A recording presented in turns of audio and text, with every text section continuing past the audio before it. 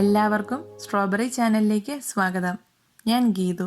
ഒരു കപ്പ് റവയുണ്ടോ എങ്കിൽ ഇപ്പോൾ തന്നെ നല്ല ടേസ്റ്റി ദോശ ഉണ്ടാക്കാം. നേരത്തെ മാവൊന്നും അരച്ചു വയ്ക്കാതെ തന്നെ ബ്രേക്ക്ഫാസ്റ്റിനും ഡിന്നറിനൊക്കെ ഇൻസ്റ്റൻ്റായി തയ്യാറാക്കി കഴിക്കാവുന്ന ഒരു ദോശയുടെ റെസിപ്പിയാണ് ഇന്നത്തേത്. റവ കൊണ്ടാണ് ഈ ഇൻസ്റ്റൻറ്റ് ദോശ തയ്യാറാക്കുന്നത്. മുകളിൽ കാണുന്ന ലിങ്കിൽ ക്ലിക്ക് ചെയ്താൽ റവ കൊണ്ട് തയ്യാറാക്കാവുന്ന മറ്റ് റെസിപ്പികൾ കാണാവുന്നതാണ്. റെസിപ്പിയിലേക്ക് കിടക്കുന്നതിന് മുന്നേ നിങ്ങൾ ഈ ചാനൽ ആദ്യമായാണ് കാണുന്നതെങ്കിൽ സബ്സ്ക്രൈബ് ചെയ്യാൻ മറക്കരുത്. അതുപോലെ തന്നെ നിങ്ങൾക്ക് ഈ വീഡിയോ ഇഷ്ടമായാൽ നിങ്ങളുടെ ഫ്രണ്ട്സും ഫാമിലിയുമായി ഷെയർ ചെയ്യാനും മടിക്കരുത്.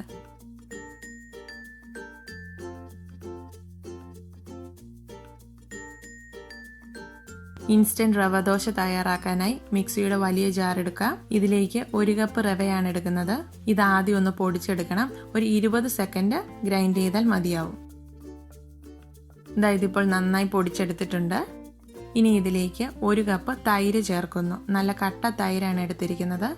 ഒരു കുക്കർ ഉണ്ടെങ്കിൽ വെറും 2 മണിക്കൂർ കൊണ്ട് ഇതുപോലെ നല്ല കട്ട തൈര് വീട്ടിൽ തയ്യാറാക്കാൻ സാധിക്കും. മുകളിൽ കാണുന്ന ലിങ്കിൽ ക്ലിക്ക് ചെയ്താൽ അതെങ്ങനെ തയ്യാറാക്കാമെന്ന് കാണാം. ഇനി ഇതിലേക്ക് ആവശ്യത്തിനുള്ള ഉപ്പ് ഞാനിവിടെ 1/2 ടീസ്പൂൺ ചേർക്കുന്നുണ്ട്. 1/4 ടീസ്പൂൺ ബേക്കിംഗ് സോഡ കൂടി ചേർക്കാം. ഇനി ഇതിലേക്ക് ആവശ്യത്തിനുള്ള വെള്ളം ചേർക്കണം.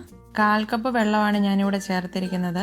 വെള്ളത്തിന്റെ അളവ് എല്ലാവർക്കും സെയിം ആയിരിക്കില്ല. കാരണം നമ്മൾ എടുക്കുന്ന തൈരിന്റെ കട്ടി പോലെ ഇരിക്കും വെള്ളത്തിന്റെ അളവ്. ആദ്യം കുറച്ച് ചേർത്തിട്ട് അടിച്ചു നോക്കി കൺസിസ്റ്റൻസി മനസ്സിലാക്കിയിട്ട് മാത്രം വെള്ളം ചേർക്കുക. ഇതിപ്പോൾ നന്നായി അടിച്ചെടുത്തിട്ടുണ്ട്. കറക്റ്റ് കൺസിസ്റ്റൻസി തന്നെ കിട്ടിയിട്ടുണ്ട്.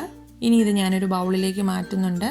എക്സ്ട്രാ പാത്രമൊന്നും കഴുകേണ്ട ആവശ്യമില്ല. ഡയറക്റ്റ് ജാറിൽ നിന്ന് തന്നെ എടുത്ത് നമുക്ക് ഇൻസ്റ്റൻ്റായി ദോശ ചുടാം.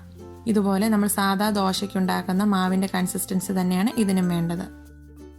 ഇത് പൊങ്ങാനായി മാറ്റി വയ്ക്കുകയൊന്നും വേണ്ട. ഉടൻ തന്നെ നമുക്ക് ദോശ ചുടാം. അതിനായി ഒരു പാൻ ചൂടാവാനായി വയ്ക്കാം. ചൂടായ പാനിലേക്ക് നമുക്ക് ദോശമാവ് ഒഴിക്കാം. ഇൻസ്റ്റൻറ്റ് ദോശ ആയതുകൊണ്ട് തന്നെ നല്ല കനം കുറച്ച് ദോശ തയ്യാറാക്കുന്നതാണ് നല്ലത്. പാനിൻ്റെ സൈസ് അനുസരിച്ച് മാവ് പരത്തി കൊടുക്കാം. നന്നായി കട്ടി കുറച്ച് തന്നെ മാവ് പരത്തിയെടുക്കാം.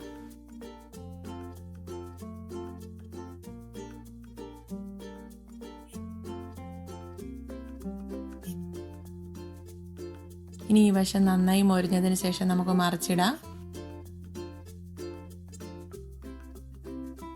ഇത് കുട്ടികൾക്കാണെങ്കിൽ ഈ സമയത്ത് കുറച്ച് നെയ്യ് ഒഴിച്ചു കൊടുക്കാം. ഗീ റോസ്റ്റ് പോലെ നല്ല ക്രിസ്പി ആയിട്ടിരിക്കുന്നത് ഇഷ്ടമെങ്കിൽ കൂടുതൽ സമയം ഇതൊന്ന് മുരിച്ചെടുക്കാം.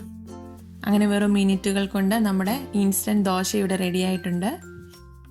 നമ്മൾ സാധാ ദോശയ്ക്ക് കൂട്ടുന്ന ഏത് കറിയും ഇതിൻ്റെ കൂടെയും കൂട്ടാം. ഇനി മാവരയ്ക്കാൻ മറന്നു പോകുന്ന ദിവസങ്ങളിൽ നിങ്ങൾ ഇതുപോലെ ഒന്ന് ദോശ തയ്യാറാക്കി നോക്കണം. നിങ്ങളുടെ അഭിപ്രായങ്ങളൊക്കെ കമൻറ്റ് ബോക്സിലൂടെ ഞങ്ങളെ അറിയിക്കുകയും ചെയ്യണം.